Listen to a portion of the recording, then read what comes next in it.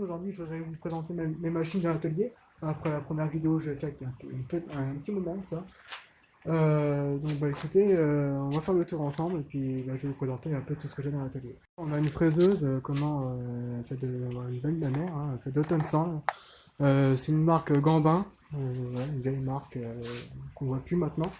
Mais une machine tout en fond qui rend bien service encore. Bon, et puis, elle est un peu encombrée. Donc, des projets que je vous parlerai un peu plus tard, quand je ferai des vidéos aussi. Le projet, ça c'est un projet qui sera présent dans l'atelier pour mettre la place de la colonne, que je parlerai tout à l'heure. Donc bah, voilà, on a la visu, tout ça, de la fraiseuse avec l'axe X, Y et Z voilà, pour bosser. Voilà, bon. Bah dessus, voilà, j'ai changé le moteur, j'ai mis un moteur neuf il y a peu de temps, parce que bah, le moteur il avait cramé, il a fait son temps quand même, la mère elle avait 64, hein, donc bon bah le moteur il avait fait son temps. Donc bah voilà, pour tout vous dire dessus, pour le moment j'ai la visu de l'axe X qui va être à réparer parce que ce machin il est cassé. Bon, il a fait son temps aussi, je crois, et bon bah, il faudra que je vienne à refaire quelque chose dessus. Euh, Soit, je sais pas, faut que je trouve une solution pour réparer cette visu, parce que je vous avoue que travailler sans l'axe X, c'est un petit peu la merde. Bon, ici on a la perceuse à colonne. Bon, le perceuse à colonne, pareil, que j'ai acheté au début de mon activité, en 2020. Bon, qui marche très bien aussi, hein, qui marche en triphasé, comme la fraiseuse. Bon, qui va très très bien, avec le code Morse CM1. Bon bah voilà, je peux rien vous dire de plus sur celle-là. Ici on a le petit tour marque Sirette, c'est une marque Sidérique qui ont fait les percées de colonne aussi, qui marche très bien aussi, hein, c'est un tour monophasé, un tour d'établi, 500 d'entrepointe, qui tourne à merveille, il a la vis mère pour l'avance automatique, pour faire des filetages et tout ça. C'est bien pratique parce que quand on n'a pas envie de tourner à la manuelle, surtout qu'on est en plein usinage, c'est évite de donner des à-coups et de casser les plaquettes. Donc voilà, donc là la poupée mobile, tout ça, avec pareil, le cône CM1, donc je peux mettre les mêmes cônes que la perceuse à colonne, donc ça c'est génial, ça évite d'avoir 50 000 cônes dans le placard et d'en avoir qui traînent partout. Donc bah là on a un petit placard avec tout le matos d'usinage, hein, tout ce qui est fraises, cale d'usinage, bon c'est un petit peu le bronze, c'est un atelier. Faudrait que je vienne aussi à prendre du temps pour ranger parce que ça serait pas mal. Parce que là je peux plus trop circuler, donc par manque de place. Ici, bon bah voilà, j'ai une petite cisaille qu'on m'a filée. Bon, je m'en sers pas, donc je vais la démonter et je vais la refiler au gars qui me l'a filé. C'est un copain, hein. Et puis voilà quoi. Mais bon, je m'en sers pas, c'est pas utile que je la garde, hein. J'en suis jamais servi, hein, donc bah, autant que ça dégage et puis que ça me fasse de la place.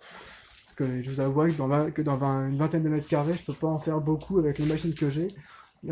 C'est pour ça que d'ailleurs le projet que soit la fraiseuse qui est là, ce serait pour mettre la perceuse à colonne qui va finir sur roulette pour avoir plus de facilité de déplacer et tout ça, pour moduler l'atelier un peu mieux que ce qu'il est là.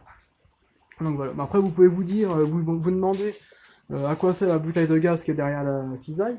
Et c'est pour alimenter le canon à chaleur. Bon, bah, je vous accorde que oui, dans un atelier métallerie, une bouteille de gaz, c'est comme si je voulais aller sur Mars sans fusée. Mais c'est prévu que je change de place cette bouteille de gaz qui est isolée dans un coin. Et puis voilà. Donc ça va, donc, comme on dit, Paris n'est pas fait en un jour. Il faut que ça se fasse, il faut le temps que ça se fasse, que j'en mette tout ça en place. Et puis voilà. Et bah, ici caché, on a le petit compresseur vertical de chez Enel. C'est un petit 50 litres donc, qui va très très bien. Il tourne fréquemment, je suis jamais emmerdé. D'ailleurs, faut que j'y fasse la vidange de l'air parce que je dois avoir de la flotte là-dedans et compagnie. Mais ça va pas mal comme petite marque. C'est pas excessif par rapport aux autres marques et puis bah, c'est quand même qualitatif, hein. Moi, j'avais jamais été emmerdé avec cette marque-là. Donc voilà, donc un bout d'étau, voilà, rien de spécial à dire. Bah, ici on a le petit tour de ponçage, pareil à NL. Par contre, à lui, j'y reprocherais le manque de puissance quand on va pour ébaluer des pièces ou quoi que ce soit. Il a tendance à se caler assez rapidement. Donc bah, je le reprocherais un petit peu le manque de puissance sur ce modèle-là toujours. Après, je demande à voir avec le bois, parce que c'est vrai que le bois c'est quand même plus tendre que l'acier, que la ferraille. C'est vrai que ça va un petit peu mieux, mais est-ce que c'est pas le bon modèle? Est-ce que c'est, j'en sais rien, mais toujours est-il qu'il manque un peu de puissance. Donc voilà. Donc bah écoutez, voilà, donc j'ai encore le poste à souder à vous présenter. Le poste à souder, c'est un Oerlikon Cytonic 200 MP. Et maintenant, je sais plus comment il s'appelle, parce que vu que ce Oerlikon a été racheté par Lincoln, pardon. Donc du coup, ils ont changé de nom, ce poste à souder. Donc lui, il fait le multi-procédé, donc le TIG, l'arc, le SMI auto. Pareil également, il marche très très bien. C'est des bobines de 200 mm que je mets dedans. Donc il marche très très bien. Bon, poste à souder en monophasé. Il a plutôt comment une bonne puissance hein, pour souder de l'acier.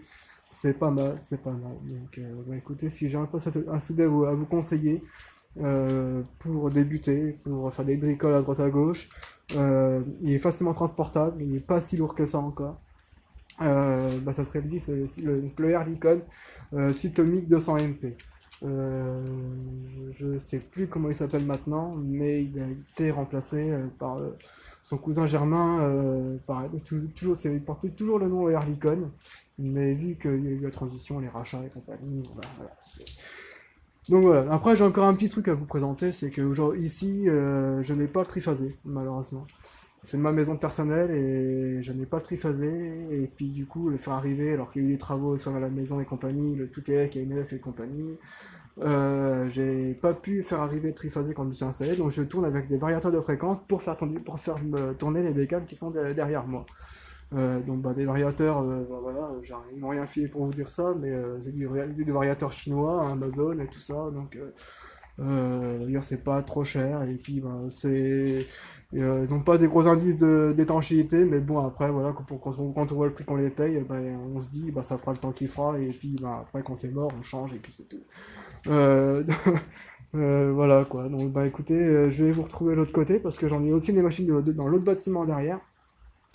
Je vais vous retrouver là-haut et puis on discutera des machines qui sont là-haut. Allez, à tout de suite. Dans l'autre bâtiment, je vais vous présenter des machines aussi qui sont également présentes ici pour comme ça dans mon activité donc de serrurerie métallerie. Donc bah, je vais vous les présenter. Pour commencer, on a la cintreuse voluteuse. Bon là j'ai une matrice ronde qui est montée, mais on peut faire des volutes jusqu'à 300 de diamètre final. Donc c'est plutôt pas mal pour une petite voluteuse comme ça. Ça permet déjà de faire des choses assez jolies. Là on a la scie alternative que j'ai refaite moi-même. Parce qu'au début je l'avais acheté avec un petit moteur qui était à peine assez puissant. Aujourd'hui j'ai monté un moteur en triphasé qui marche aussi avec un variateur de fréquence, comme vous avez vu par là. Donc il marche très bien aussi. Bon bah voilà, c'est une petite alternative qui a déjà du vécu, mais elle fait encore bien le job. J'espère qu'elle le fera encore longtemps, mais de toute façon, comme on dit, c'est des machines plus anciennes qui font plus de temps maintenant. Derrière, on a la petite plieuse, comment je pourrais dire, une plieuse à tablier ou de couvreur ou zingueur, comme vous voulez. Mais pareil, qui va venir aussi être rehaussée un peu parce que j'en ai un peu marre de travailler à quatre pattes par terre. Parce que comme vous pouvez voir, elle est assez basse. Donc elle va être rehaussée aussi, et mise sur roulette peut-être aussi pour éventuellement, on verra après pour la suite. Mais bah, elle a une capacité de 2 mètres de longueur. Le gars m'a dit qu'il y avait une capacité de 2 mètres sur 2 mm. J'ai jamais testé. Peut-être qu'un jour je testerai, je verrai, suivant le boulot que j'aurai à faire avec. Je demande à voir, parce que déjà 15 dixièmes sur 1 m 50, ouais, 1 m 50, c'est déjà chaud pour plier. Je demande à voir avec 2 mm sur 2 mètres. Je demanderai à faire l'essai, un de ces quatre. Si je vois que ça le fait pas, bon, j'arrêterai, parce que j'ai pas non plus envie de flinguer le matériel.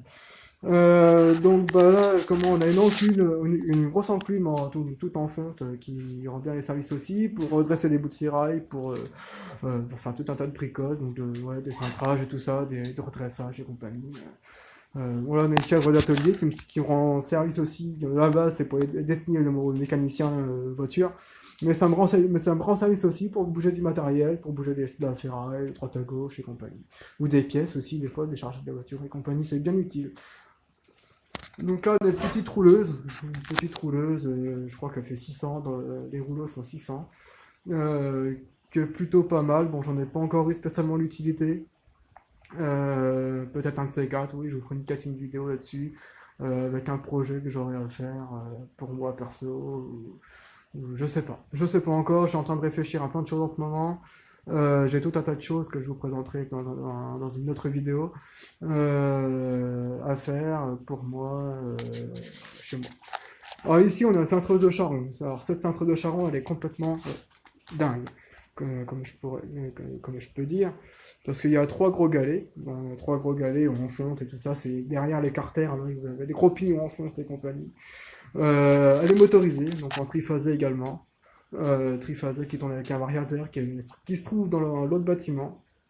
Vu que ça marche, vu que je suis avec des prises mâle-femelle, donc triphasé, voilà, bah, celle-là c'est le grand, ils m'ont rien filé pour me dire ça. Bon bah c'est au moins on peut marcher dessus, ça se casse pas. Voilà, c'est vraiment de la prise industrielle. Donc bah ouais, bah, cette chanteuse elle est complètement folle parce que celle-là, on croirait pas qu'elle a de la force phénoménale. Mais une fois j'ai fait un pied de table donc, pour mon père et j'ai cintré du plat de 100 par 10. 100, oui, du 100 par 10. Elle l'a cintré. Moi, bah, elle tombe pas vite.